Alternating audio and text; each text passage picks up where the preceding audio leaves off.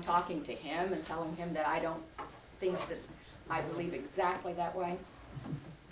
I didn't like his model of the atheist being here and the concentric circles going all the way out to the mystic, because to me the atheist believed in no God, so this was 0, and this was 1 for mono, and this was No, that's the New Age. Poly. Poly. Poly first. Oh, it was poly first. Yeah.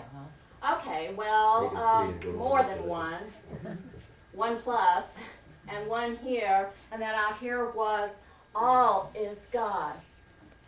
Okay, to me, the way I view it is that the atheist and the all is God are really kind of like the flip side of each other.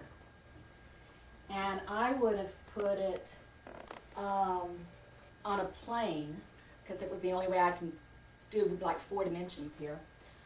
And I would have had the plane like this, one side of the plane being the mystic, and one side of the plane being the atheist. The only difference between the two of them is that the mystic believes that everything is God, and the atheist believes that nothing is God, but we still believe that there is everything. So we're not really, it's not really concrete the way you were talking about to me. And the part where there was a mirror so that everybody could look in on this, but they couldn't see out, I kind of rejected that.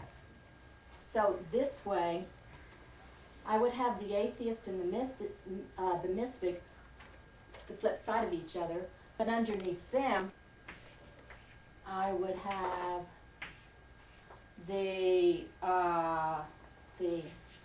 monotheism and the polytheism, which were really the flip side of each other, because they really believed that an outside force was taking care of everything. And the atheist and the mystic really believe that we're all part of this force, whether we choose to call it God or whether we choose to call it nothing at all. And so what I finally decided, which, because I can't do it in 4 dimensions, was it was kind of like a Mobius.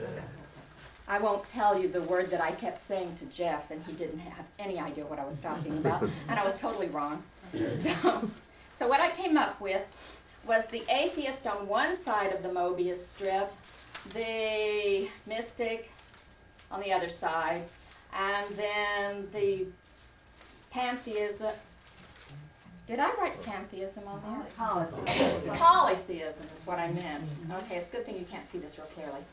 And the monotheism on the other side. Okay, that still wasn't exactly what I wanted, because you can have the mirror then that the pantheism and the monotheism couldn't see. I did it again, didn't I? Polytheism and the monotheism couldn't see through the mirror, but the atheist and the mystic can look through.